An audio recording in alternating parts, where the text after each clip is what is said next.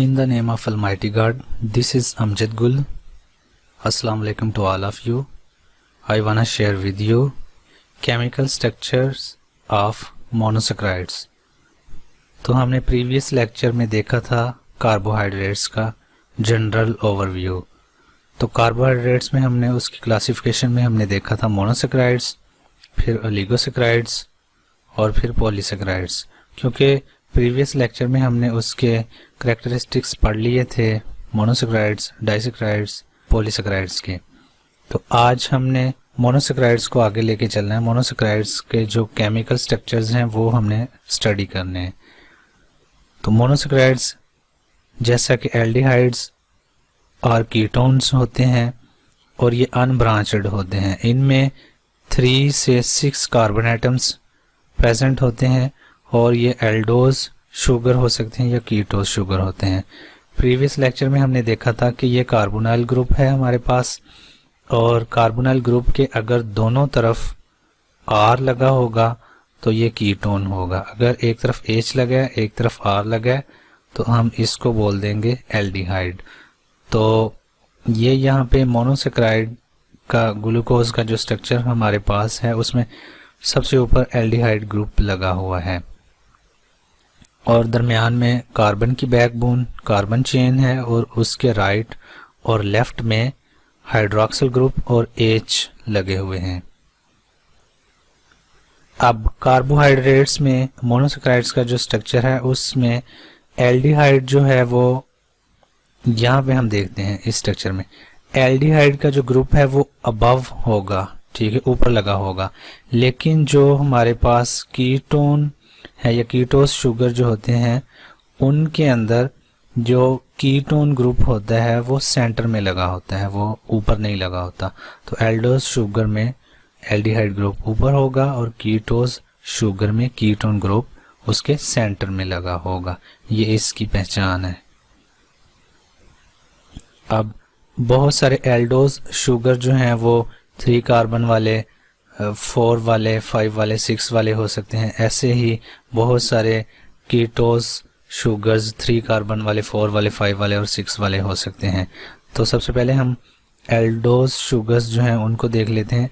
Eldhose sugar जो हैं वो 4 कार्बन वाले होंगे तो एल्डो टेट्रोस उनको बोल देंगे। 3 कार्बन वाले एल्डो ट्राइओस, 5 कार्बन वाले एल्डो पेंटोस और 6 वाले एल्डो हेक्सोस उसको बोल देंगे।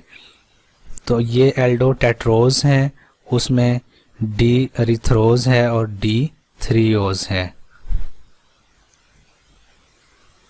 5 कार्बन वाले जो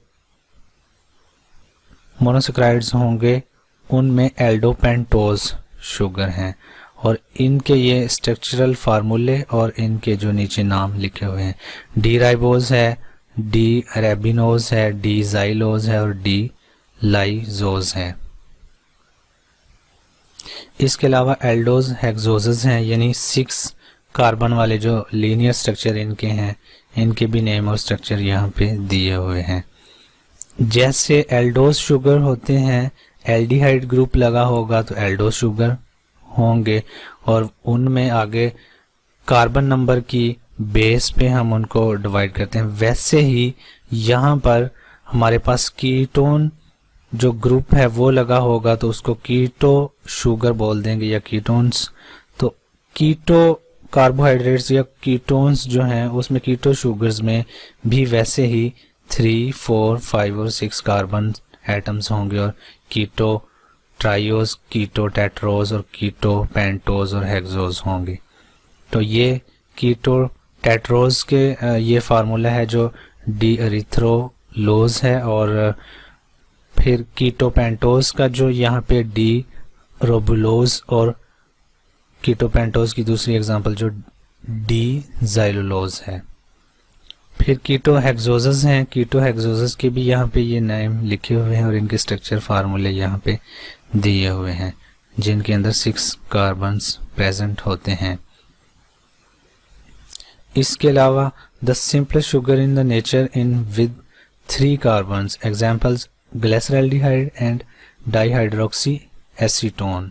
ये ग्लिसरॉल्डिहाइड एंड डाइहाइड्रोक्सी एसीटोन जो हैं इनके अंदर 3 कार्बन प्रेजेंट होते हैं और ये सिंपल शुगर है नेचर के अंदर।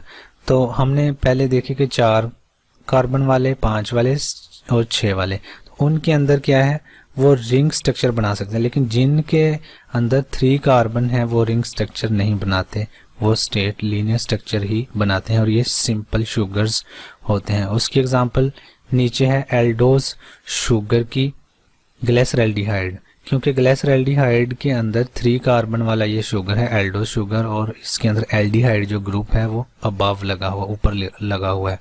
लेकिन कीटोज शुगर के अंदर इसकी एग्जांपल है डाईहाइड्रोक्सी एसीटोन, तो इसके अंदर जो कार्बोनाइल ग्रुप है देखें सेंटर के अंदर लगा हुआ है, ये इसके अबव नहीं लगा हुआ एल्डिहाइड की तरह। अब हम देख लेते हैं monosaccharides have asymmetric centres. Symmetric होगा सिमिलर और एसिमेट्रिक का मतलब डिसिमिलर, तो इनके सेंटर्स होते हैं, यानी जैसे ये ऊपर हमने जैसे यहाँ पे देखा है कि सेंट्रल कार्बन जो होते हैं इनके, तो सेंट्रल कार्बन जो होता है इसका जो सेंटर हब होती है इसको कायरल सेंटर भी बोलते हैं। तो कायरल सेंटर की बेस पे हम इनको डिवाइड करते हैं आइसोमरिज्म के लिहाज से कि ये कितने स्ट्रक्चर्स बना सकते हैं। तो इसकी बेस पे जो कायरल सेंटर जो सेंट्रल कार्बन है इसका, इसकी बेस पे हम इसको आइसोमरिज्म में डिवाइड कर सकते हैं। और आइसोमरिज्म क्या होता है कि मॉलिक्यूलर फार्मूला जो इनका सेम रहेगा कार्बोहाइड्रेट्स का, ये जो मोनोसैकराइड्स हैं, लेकिन इनका जो ओरिएंटेशन है स्ट्रक्चर की वो डिफरेंट होगी, यानी कि मॉलिक्यूलर फार्मूला सेम है, एटम इनके अंदर सेम ही होंगे, नंबर ऑफ एटम्स, लेकिन पोजीशन ऑफ एटम्स डिफरेंट होगी, यानी कि लेफ्ट राइट में चले जाएंगे, ये पोजीशन चेंज होगी, बाकी वो उसका मॉलिक्यूलर फार्मूला और बाकी नंबर ऑफ एटम्स सेम ही रहेंगे। अब इसकी एग्जांपल्स हम देख लेते हैं ये वाली। तो हमारे पास है D and L forms of glyceraldehyde, तो ग्लिसरैल्डिहाइड में हमारे पास D ग्लिसरैल्डिहाइड है, फिर L ग्लिसरैल्डिहाइड है। तो यहाँ पे हमारे पास मॉलिक्यूलर फार्मूला उसका बिल्कुल सेम रहेगा, हमारे पास उसका जो है number of atoms, carbon atoms, hydrogen atoms, hydroxyl groups सारा सेम है। जस्ट स्ट्रक्चर के अंदर क्या है कि वो लेफ्ट पे था हाइड्रोक्सिल ग्रुप और दूसरी तरफ राइट पे हाइड्रोक्सिल ग्रुप आ गया, जस्ट इसका डिफरेंस है। इसको आइसोमरिज्म बोलते हैं, ये आइसोमर्स एक दूसरे के, सेंट्रल जो कार्बन होती है इसको कायरल सेंटर बोलते हैं। और ये according to Fisher projection formula के मुताबिक होता है। फिशर प्रोजेक्शन फार्मूला दिया था साइंटिस्ट ने, उसके मुताबिक ये इसको आइसोमरिज्म बोला जाता है। A monosaccharide with n chiral centers can be have 2 raised power n स्टीरियोमर्स, ठीक है। स्टीरियो आइसोमर्स इसके अंदर जो है वो 2 raised power n होगा। 2 raised power n का मतलब है कि जितने उसके अंदर सेंटर होंगे उतने की पावर n, यानी कि अगर उसके पास एक सेंट्रल कायरल सेंटर है तो 2 की पावर n, यानी 2 की पावर 1 लगाएंगे हम, 2 की पावर 1 लगाएंगे तो हमारे पास इज इक्वल टू 2 आया। तो एक अगर हमारे पास एक सेंट्रल कायरल सेंटर है तो इसका मतलब ये 2 आइसोमर बना सकता है हमारे पास। ये देखें इनके पास एक ही कायरल सेंटर है, इसलिए ये आइसोमर्स हैं एक दूसरे के, ये 2 स्ट्रक्चरल फॉर्म्स बना सकते हैं, ये एक दूसरे के आइसोमर्स हैं, एक D और एक L, 2 बना सकते हैं।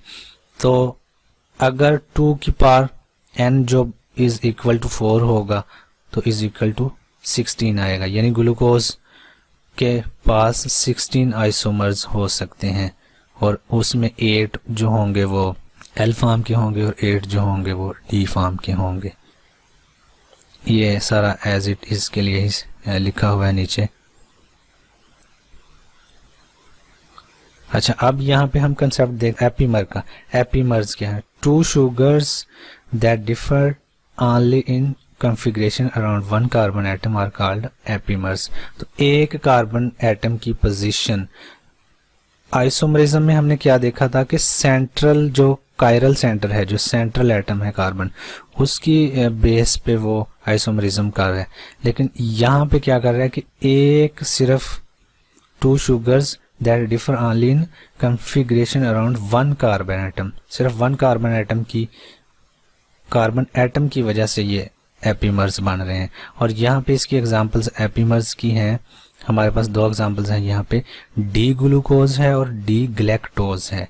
डी ग्लूकोज के अंदर क्या है कि कार्बन नंबर 4 के अंदर क्या है कि हाइड्रोक्सिल ग्रुप और H जो लगा हुआ है, और फिर डी ग्लैक्टोज के अंदर जो है वो लेफ्ट राइट का सिर्फ फर्क है। वहाँ पे वो लेफ्ट पे हाइड्रोक्सिल ग्रुप लगा हुआ है और उस पे राइट पे हाइड्रोक्सिल ग्रुप लगा हुआ है, जस्ट पोजीशन चेंज हुई है और एक कार्बन पे सिर्फ हुई है। और ऐसे ही दूसरी एग्जांपल के अंदर जो दूसरे एपीमर्स हैं वो है डी ग्लूकोज और डी मैनोज, उसके अंदर 2 कार्बन के ऊपर ये पोजीशन चेंज हुई है, H की और OH ग्रुप की, यानी हाइड्रोक्सिल ग्रुप की। उसके बाद हमारे पास आता है cyclic structure of monosaccharides. Cyclic structures of monosaccharides में है जी, carbonyl groups of monosaccharides form a covalent bond with oxygen atom of hydroxyl group of the chain. तो कार्बोनाइल ग्रुप जो होगा कार्बन नंबर 1 का, वो कार्बन नंबर 5 के साथ, अगर ग्लूकोज में देखें तो कार्बन नंबर 5 के साथ वो बॉन्ड बनाएगा उसकी हाइड्रोक्सिल ग्रुप की ऑक्सीजन के साथ। तो यहाँ पर हम देख लेते हैं इस एग्जांपल के अंदर, और वो जो बनाएगा वो इस रिएक्शन के जरिए बनाएगा, जो वो बॉन्ड बनता है वो कोवलेंट बॉन्ड बनता है। यहाँ पे जो है ये है हमारे पास एल्डिहाइड ग्रुप। ये एल्डिहाइड ग्रुप जो है हमारे पास ये है कार्बन नंबर 1 के साथ जो लगा होता है, ठीक है। और स्टेट लीनियर स्ट्रक्चर के अंदर ये वाला जो OH ग्रुप है ये कार्बन नंबर 5 के साथ लगा है। जब आपस में ये रिएक्शन करेंगे तो ये बना देंगे हेमी एसिटल। हेमी एसिटल जब ये बनाएंगे फार्मूला, तो ये वाला एक्चुअल में जुड़ा होता है, इसकी जो ऑक्सीजन है इसके साथ जुड़ जाती है और ये आपस में फिर हेमी एसिटल बना देते हैं, और फिर वो जो रिंग स्ट्रक्चर बन जाता है उसकी फिर 2 फॉर्म आगे बन जाती हैं। एक फॉर्म है A फॉर्म और B फॉर्म।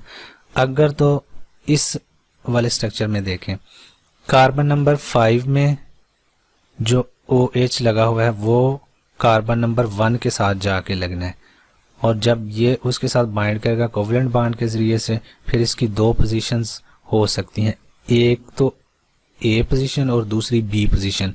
A पोजीशन में क्या होगा कि H ऊपर चला जाता है, OH नीचे आ जाता है, इसको आप A बोल देते हैं या अल्फा बोल देते हैं।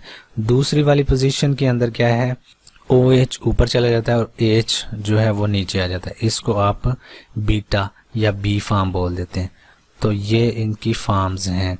और ये जो रिंग स्ट्रक्चर बनता है उसका ग्लूकोज के लिए इसको पायरॉन बोल देते हैं, सेंटर में उसके ऑक्सीजन लगाते हैं। अब हम देख लेते हैं sugar derivatives of monosaccharides. Sugar derivatives of monosaccharides के अंदर क्या है कि जस्ट फंक्शनल ग्रुप्स ऐड होते हैं कार्बोहाइड्रेट्स के साथ या मोनोसेक्राइड्स के साथ। ये हमारे पास मोनोसेक्राइड्स हैं या कार्बोहाइड्रेट्स हैं, तो इनके साथ कोई भी फंक्शनल ग्रुप्स आके अटैच हो जाएंगे। जब वो फंक्शनल ग्रुप्स आके अटैच हो जाएंगे तो इनको बोल देंगे शुगर डेरिवेटिव्स। ये शुगर डेरिवेटिव्स बन जाएंगे। जैसे कि यहाँ पे हमारे पास पहले वाली एग्जांपल के अंदर है, अमोनिया लगा हुआ है, NH3 लगा हुआ है कार्बन नंबर 2 के साथ, तो यहाँ पे फिर वो बीटा डी ग्लूकोजामाइन बन जाता है। तो इस तरह से दूसरे वाले भी जो हैं उनके साथ भी फंक्शनल ग्रुप अटैच हो रहे हैं और वो डिफरेंट मोनोसेक्राइड्स डेरिवेटिव्स बन रहे हैं या शुगर डेरिवेटिव्स इस तरीके से बन रहे हैं। ये उनकी एग्जांपल्स हैं। अब हम देख लेते हैं फंक्शंस ऑफ मोनोसेक्राइड्स। हमने जो प्रीवियस लेक्चर में डिस्कस किया है फंक्शंस या बायोलॉजिकल कैरेक्टरिस्टिक्स या बायोलॉजिकल फंक्शंस ऑफ कार्बोहाइड्रेट्स, उसमें हमने देखा है, तो उसमें सारे जितने भी आते हैं मोनोसेक्राइड्स के भी, डाइसेक्राइड्स के भी और पॉलीसेक्राइड्स के भी आ जाते हैं। लेकिन ये थोड़े से जो मोनोसेक्राइड्स के फंक्शंस हैं ये रिपीट हो रहे हैं। इसमें है कि ये रिड्यूसिंग एजेंट्स हैं। रिड्यूसिंग एजेंट मतलब कि किसी के साथ भी अपना इलेक्ट्रॉन शेयर कर सकते हैं और नंबर 2 पे ये क्या करते हैं कि मेटाबॉलिक फ्यूल के तौर पर यूज होकर मेटाबॉलिक एनर्जी प्रोवाइड करते हैं। मिसाल के तौर पर क्या करेंगे कि अगर हम इनको कंज्यूम कर डाइजेस्ट हो के वो हमें एटीपी प्रोवाइड करते हैं डिकम्पोज करके। उसके बाद क्या करते हैं, ये building blocks of complex sugars, मतलब के पॉलीसेकेराइड्स के ये बेसिक यूनिट्स हैं। बहुत सारे मोनोसेकेराइड्स मिलकर पॉलीसेकेराइड बनाएंगे। इसके अलावा ये पार्ट ऑफ जेनेटिक मटेरियल है कि आरएनए और डीएनए, जैसे कि हमने पीछे देखा कि 5 कार्बन वाला जो रिंग था, रिंग स्ट्रक्चर 5 कार्बन वाला, वो डीएनए का पार्ट होता है। यानी कि 5 कार्बन वाला जो रिंग स्ट्रक्चर है राइबोज शुगर, उसकी कार्बन नंबर 1 पे अगर हम नाइट्रोजनी बेस लगा दें और कार्बन नंबर 5 पे फास्फेट ग्रुप लगा दें तो वो न्यूक्लियोटाइड बन जाता है, जो कि डीएनए का बेसिक यूनिट है। Thank you so much for your attention. God bless you. अल्लाह हाफिज़।